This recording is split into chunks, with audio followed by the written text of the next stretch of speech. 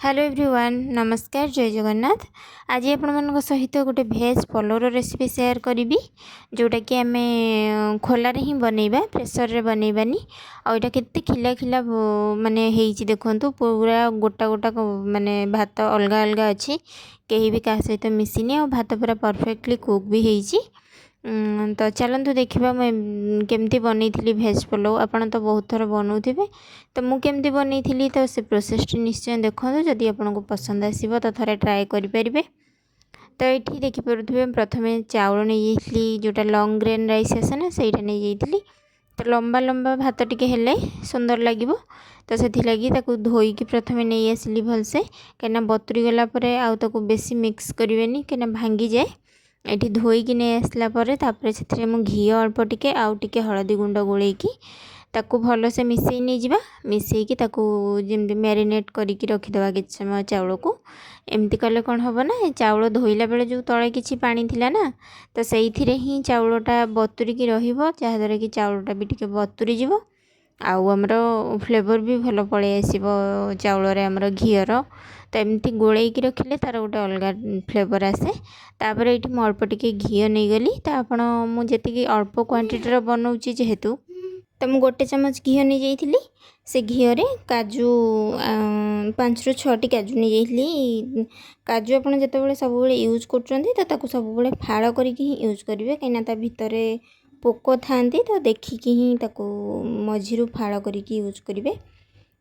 तो ये काजू को भाजिकी बाहर कर तापर से जो बाकी रहिला बड़का घी तो मुझे बेसी घी देविनी जो आप चाहिए आउ टे देपारे जेहेतु ये फुटण आराम से हो तो आउ मु घी देविनी कहीं टे घरे क्या ये घी पसंद नुह घीर बास्ना टिके हल्का बास्ना हेले ही भल लगे बेसी माने तेलिया तेलिया हेले सेमती खाइबा को भल लगनी।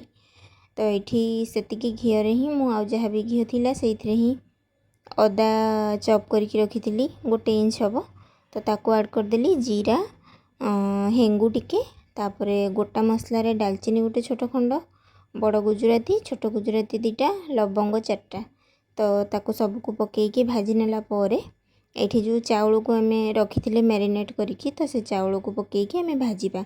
तो गोटा मसला जदि आपन पाखे किसी आवेलेबल नाही ताहले आपन केवल लवंग और डालचीनी भी पकई पारे किंतु लवंग मस्ट पकेबे लवंगर ही बहुत ही बढ़िया फ्लेवर आसे पलौ रे।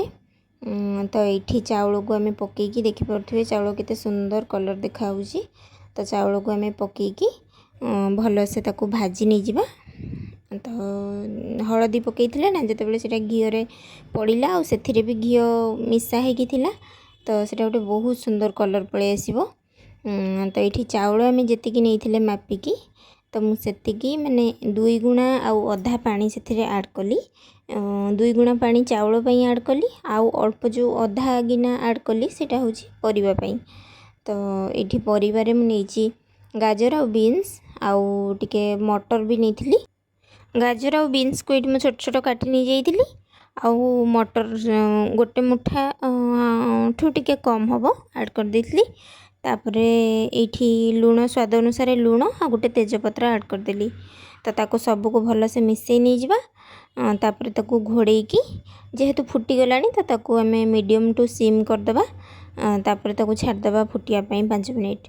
तो 5 मिनिट पर आपणकर भात जिते 80 ରୁ 90% हो तो ये देखिपे मु 5 मिनिट पर काढ़ी देखा भात रे माने मॉइस्चर अच्छी कि आउ भात हेनी पूरा पूरा हेनी आउ माने चिपचिपा टाइप रो अच्छी। तो ये आम ताको दम रे रखिला टाइप रो तो ये आपन को गोटे मुझे चेक कर देखी दूची देखंतु भात माने मझी खंड हो जाऊँगी किंतु स्मूथ होनी। तो आम ताको आउ किछिटा जिनस ऐड करके ताको फाइनल माने रेडी होगापाई दम रे रखिबा। तो ये टिके आम ऐड करिबा जो भाजिकी रखी काजू तो से काजू को एबे ऐड कले कौन हम काजूटा जो क्रंची थाए ना भजा है सेटा जदि आम एबे ऐड कर सेमती ही रहिबो आउ खाइला बेले भल लगिबो खाइले। मटर जो आम पकीचे आउ काजू ये सब खाइला बेले जो गोटे गोटे पाटर बाजिबो तो बहुत ही बढ़िया लगिबो। तो आम केवल गाजर और बीन्स पकईबार कारण है कि गोटे माने येलो कलर सहित गोटे कंट्रास्ट कलर देखा जोटा कि खाइबापी माने देखिबापी बहुत ही बढ़िया लगे। तो ये चीनी गोटे चामच जमती प्रथम कही चाउल हिसाब से सबकि ऐड कर हल्का मीठा लगे गोटे चामच चीनी ऐड कर तो एबे आम पूरा सीम माने पूरा लो रे छाड़ीदेवा 2 ରୁ 3 मिनिट।